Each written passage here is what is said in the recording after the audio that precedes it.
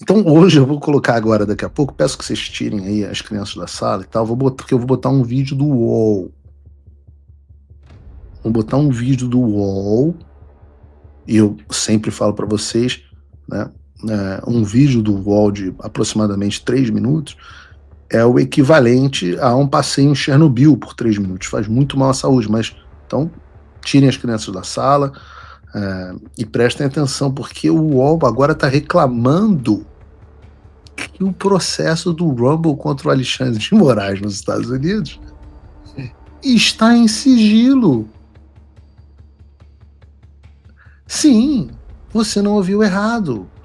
Os jornalistas militantes de esquerda do UOL estão criticando os Estados Unidos porque a juíza do caso classificou o caso como sigiloso. E eu não vou falar mais nada, eu vou botar para vocês ouvirem um vídeo que eu tirei do Twitter do Mafinha. Bota aí, Brunão, pra gente ouvir. Fala sobre esse caso envolvendo Alexandre de Moraes, que tem sigilo, troca de juíza e inspiração na Casa Branca. Assunto também importante que tem a ver com os Estados Unidos e tem a ver com a justiça também. Essa ação judicial dos Estados Unidos da plataforma Rumble e da Trump Media contra o ministro Alexandre de Moraes foi colocada sob sigilo. O processo foi apresentado no dia 18 de fevereiro em uma corte da Flórida, no mesmo dia em que Jair Bolsonaro foi denunciado pela Procuradoria-Geral da República na investigação sobre o golpe. Inicialmente, o caso foi atribuído para uma juíza nomeada por Barack Obama em 2009, mas alguns dias depois ele foi ouviram isso aqui? para uma juíza de uma corte inferior nomeada por George W. Bush. A nova juíza permitiu que o processo fosse mantido. Não foi de uma corte inferior. O fato de que a denúncia mostrava falhas e a falta de documentação. Mas a audiência e a transcrição foram colocadas sob sigilo por tempo absolutamente falso essa parte. A juíza é da mesma corte, do mesmo tribunal, e não foi nada de material, pelo contrário, a juíza deu tudo que o Rumble e o Trump Media tinham pedido. Mas eu já falei sobre isso em outros programas. Indeterminado. Estranho, né, Josias? Quer dizer, não sei se é estranho. Essa articulação ali, mostrando, quer dizer, eles estão relacionando uma coisa a outra mesmo, é isso? É isso, e tudo é estranho nesse caso, Fábio, você ficou hesitando, mas a palavra estranho é a mais adequada para definir o que está acontecendo aí nesse processo, né? Processo aberto na Flórida contra medidas adotadas pelo Alexandre de Moraes no Brasil, como se o juiz brasileiro estivesse interferindo na rotina dos Estados Unidos. As decisões do Alexandre de Moraes, elas se destinam a regulamentar a atuação ou trazer para dentro da legislação brasileira a atuação de empresas americanas que estão aqui fazendo negócio, faturando, sem ter nem representante. Essa plataforma Rumble, por exemplo, não tem representante no Brasil. E o que fez o Alexandre de Moraes foi exigir que ele tivesse um representante, inclusive para receber as intimações das ordens judiciais, né? E agora nós estamos diante de um supremo paradoxo, porque a acusação feita ao Alexandre de Moraes nesse processo é de que ele atua como um censor. Então está censurando usuários das plataformas dessa Rumble, e uma empresa de mídia pertencente ao Donald Trump se associou à Rumble nesse processo, e a acusação é de censura. Aí eles colocam sob sigilo no processo. Então eles acusam o Alexandre de Moraes de censura. E o nosso companheiro, o Jamil Jurado, foi lá para tentar obter a cópia dos autos, né, para fazer uma reportagem, e aí descobriu que está sob sigilo. Então é muito paradoxal isso, né? Acusam o Alexandre de Moraes de censura, e a meu juízo até o Alexandre de Moraes já deveria ter levado à vitrine as suas decisões, que ficam permitindo que o Alan dos Santos, por exemplo, só vai até aí. Relacionados ao Orlando Santos. Pediu para retirar perfis do Orlando Santos, desse Rumble e de outras plataformas. Não foi obedecido e adotou providências judiciais. Né? Então, o Alexandre devia já ter divulgado as suas decisões, é o que motivou essas decisões. Mas aqui estamos diante de um paradoxo. Acusam a justiça brasileira de censura e lá impõe sigilo ao processo. Por quê? Então parece de fato um grande paradoxo. E como disse Fábio no início, é tudo muito esquisito. Né? E parece muito articulado, porque agora o Congresso dos Estados Unidos está se equipando para aprovar. Parece que vai ser aprovado, porque o Trump é majoritário. Embora a maioria seja pequena, ele tem maioria no legislativo americano. E tudo indica que vão aprovar. Aquela proposta que já passou para um comitê lá que se equipara à Comissão de Constituição e Justiça da Câmara, aqui no Brasil. Tudo indica que a Câmara e o Senado dos Estados Unidos vão aprovar aquela proposta que proíbe o Alexandre de Moraes, sem fazer menção ao nome dele, de entrar nos Estados Unidos. Né? Então, aparentemente, há uma grande coordenação e é tudo muito esquisito. Cara, é absolutamente inacreditável que o sujeito seja um comentarista e diga o que disse o Josias. Josias, que eu sempre fico impressionado de descobrir que ele ainda está no ar em algum lugar. Porque da Jovem Pan eu o aposentei, ao vivo no ar. E eu fico feliz até que o Josias esteja bem de saúde e tal, não de saúde mental, mas nunca esteve, mas que esteja bem de saúde física, aparentemente. E eu sempre digo, né, existe uma linha tênue entre o mau caratismo e a imbecilidade,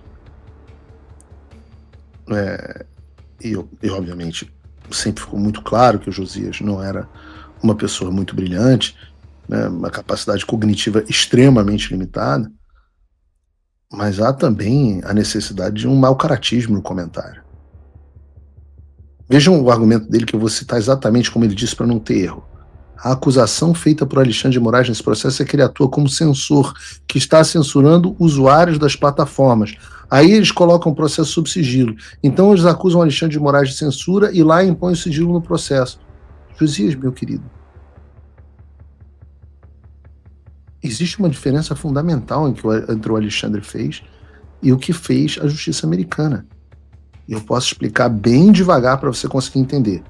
O Alexandre não permite nem mesmo que as partes do processo acessem os autos. As partes. Isso não é suposição minha. A OAB já encaminhou um ofício ao Alexandre já em 2022, requisitando que os advogados tivessem acesso aos elementos de prova que existem contra seus clientes. Vejam, Josias, a defesa do presidente Bolsonaro, a defesa do general Braga Neto, estão hoje tendo uma petição negada pelo ministro Alexandre de Moraes para terem acesso aos celulares que foram utilizados pela Polícia Federal. Se você acompanha o meu conteúdo e quer que ele continue no ar, considere apoiar. Com pouco mais de $5 por mês, você já faz a diferença. É rápido. Entre em www.paulofigueiredoshow.com/apoie, use o cupom da descrição e estamos resolvidos. Valeu! Ou seja, a Polícia Federal diz assim, eu aprendi, aliás, Polícia Federal, eu tive que trocar aparelho de novo, então vocês perderam de novo as minhas conversas. Eu tive que, Polícia Federal, diz aqui que tem uma conversa do general Braga Neto com o general Mário dizendo tal e tal coisa. Aí você fala assim, tá bom, vocês estão dizendo, né? Me dá o celular aqui para eu poder periciar e para eu ver se não tem outras conversas que podem inocentar o meu cliente. Não vou mostrar. Não, tá aqui. É meu, ninguém vai ver, vai ficar aqui, ó. É esse nível de infantilidade que tá acontecendo agora no processo mais importante do Brasil. Algum comentário do Josias? Não. Absolutamente não. Nenhuma. Vejam, por exemplo, não é de hoje. Pode dizer, Josias não comentou porque é de hoje. Não, isso não é de hoje. Vejam, por exemplo, a reportagem da Gazeta do Povo. Ano passado, Moraes nega acesso aos autos completos. Advogado de Alan dos Santos. Segundo o advogado do Alan, o Dr. Renault Filho, que esteve aqui no programa semana passada, estavam faltando cerca de 1000 páginas dos autos do processo. E a defesa tem que ser montada sem que eles sequer tomassem conhecimento do conteúdo dessas 1000 páginas. Por outro lado, nos Estados Unidos, um amigo do boneco Josias que tentou pedir a cópia dos autos do processo e não conseguiu por um simples fato. Porra! Porque ele não é parte no processo, cara. Pelo amor de Deus! Diferentemente do que os Estados Unidos faz no Brasil, aqui nos Estados Unidos as partes do processo podem ter acesso total aos seus autos sem nenhum prejuízo à ampla defesa ou contraditório. Mas vocês entenderam a diferença, assim? Maternal e jardim de infância. Nos Estados Unidos, as partes do processo têm acesso ao processo sigiloso. No Xandaquistão, nem mesmo o réu tem acesso ao processo sigiloso. Se você, como eu, está dormindo mais tranquilo agora que o Trump voltou à presidência, ótimo. Mas e o Brasil? Nosso país continua no buraco. A volta do Trump nos dá esperança, mas as coisas não vão se resolver sozinhas. Vai ser preciso muito trabalho, meu e seu. E não adianta xingar muito nas redes sociais achando que isso resolve alguma coisa. Não tem salvador da pátria, não tem um político que vai resolver por você. A responsabilidade é sua. Eu larguei tudo para me dedicar a isso. E você? Como você pode ajudar sem abandonar as suas obrigações? Simples. Apoie quem está na linha de frente. Sem isso, esse trabalho simplesmente não continua.